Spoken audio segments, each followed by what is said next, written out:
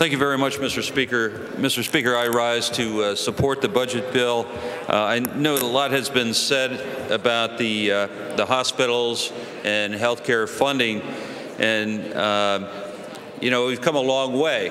I don't think any of us are absolutely 100% pleased with the budget, but it is what it is. Most states across the country have massive deficits.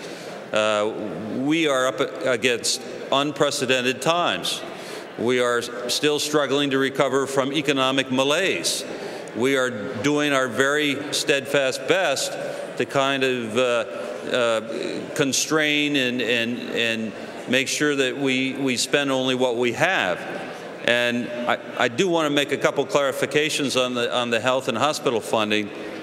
We have made some restorations, significant restorations from where we first began in the budget negotiations for funding for our trauma centers, our burn centers, our critical care hospitals, our OB and neonatal hospitals have been restored to 75% of the fiscal year 10-11 funding, despite difficult financial constraints.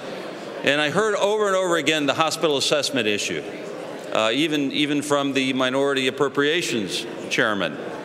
And by the way, this hospital assessment has been agreed to.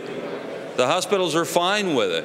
It's going to generate, for the lion's share of the majority of the hospitals all across Commonwealth of Pennsylvania, a net gain, a substantial net gain to our hospitals.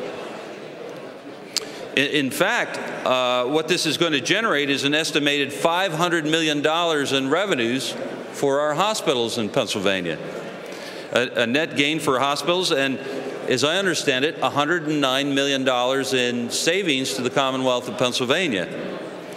Uncompensated care funding for hospitals will continue to be made available from the Tobacco Settlement Fund, as has been the case. And Mr. Speaker, we're spending in this budget, notwithstanding the $4 billion deficit, $3 billion of it being created by the lack of continuing federal funding, record levels of funding for education. We're spending more on education this budget than we have in the past, state funds. That is significant, given, again, the fiscal constraints that we're dealing with. That is not insignificant. And Mr. Speaker, you know, I keep hearing about the surplus that we have. My goodness, this is the first time we've had a surplus in 8 years or more. And in the fact that the last 8 years we've spent $8 billion we've added to the budget. That's unsustainable growth. So right now, as we speak, according to the financial statement we have in the Commonwealth of Pennsylvania, we have $50.5 billion of liabilities on the books. When you compare and contrast that to the surplus that we have, revenue over estimate is about $700,000. That's 1.4% against the surplus, against the total Commonwealth of Pennsylvania liabilities. Very, very small in terms of our outstanding liabilities compared to our surplus. My goodness, we're still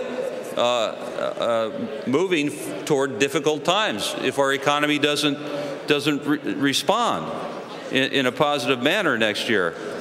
And keep in mind, we've already drained the rainy day fund. There's no money left in the rainy day fund. We used to have $750 million in the rainy day fund as a hedge of protection against our financial concerns. So it only seems logical to try to have some reserve left for next year to be responsible and accountable to the taxpayers.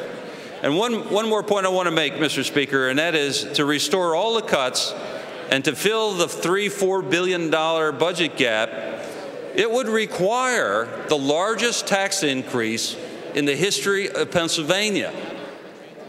We cannot afford tax increases, Mr. Speaker, and I support this budget and hope that our members will all join us. Thank you very much.